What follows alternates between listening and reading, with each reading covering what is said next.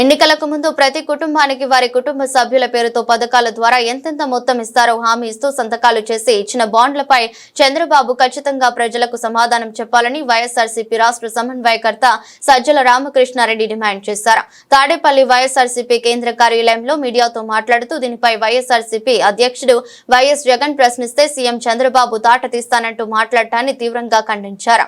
ప్రజలు ఇచ్చిన అధికారంతో సీఎంగా ఉన్న తాను ప్రజలకు జవాబుదారినని విషయాన్ని చంద్రబాబు మరిచిపోయారని మండిపడ్డారు.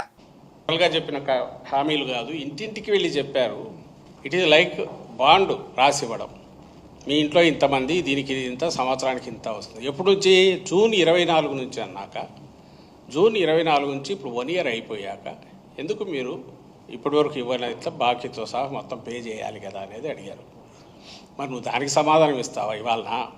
లేక అడిగేవాళ్ళు అడిగి చెప్తా నీకేం చెప్పేది? ఊర్లలో కొట్టుకుంటారు చూడు. ఎవడన్నా మధ్యలో పెద్ద మనిషి అడిగితే నీకేం సంబంధం, అడిగినప్పుడు చూద్దాంలే. అడిగేవాడిని ఎవరు నువ్వు నోరెత్త నీవు అడగాలనే నీ దగ్గరికి వచ్చే శక్తి వాళ్ళకు ఉండదు. వాళ్ళ మీద ఏ కేసులు పెడతావో తెలియదు. ఎవడన్నా వచ్చి అడిగితే వాళ్ళందరికీ వైఎస్ఆర్సీపీ ముద్ర వేసినా వేస్తావు. అందుకని వాళ్ళు హెజిటేట్ చేస్తే నువ్వేమో చెప్పవు. నువ్వు హామీలు ఇచ్చిన వదిలేసి అసలు ఉన్నవి కూడా కట్ చేసి పడేసావు.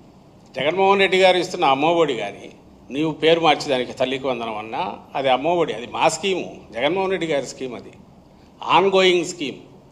అలాగే ఇంకోటి ఏది మన రైతు భరోసా, నువ్వు అన్నదాతని పేరు పెట్టి సుఖీభవన్ పెట్టుకున్నావు, అదేనా?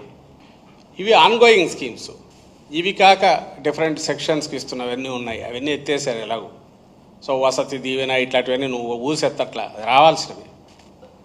ఈ స్కీములకు సంబంధించినంత వరకు ఆన్గోయింగ్ స్కీమ్స్ మీరు రీనేమ్ చేసి వాటిని ఇంకో పేరు పెట్టినా అవి అయితే లాస్ట్ ఇయర్ అయితే వచ్చిండాలి కదా. కొత్తది అయితే మేము డేటా కలెక్షన్ అనుకోవచ్చు.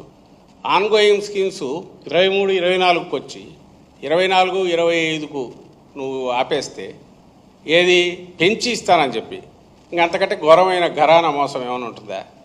అంటే బండగా దాన్ని ఏమంటారు, ఏం చేసుకుంటావు చేసుకో, నేను నీకు చెయ్యను అని నువ్వు అంటా దబాయిస్తున్నట్టుంది జనాన్ని కానీ అడిగిన వాళ్ళను కానీ. పైగా 4 మందమని బెదిరిస్తాండవు. ఇంకా 4 కత్తిరిస్తానులే అన్నీ అంటాడే. సరే అడిగిన వాళ్ళు 4 తోక కత్తిరిస్తా అంటుంటాడు కదా, ఆ మాట నెక్స్ట్ వస్తుందేమో తెలియదు ఆయనకు. ఎందుకంటే తనకు అధికారం అనేది హక్కు అనుకుంటాడు ఆయన తప్ప బాధ్యతను ఎప్పుడు అనుకోవట్లా. ప్రజల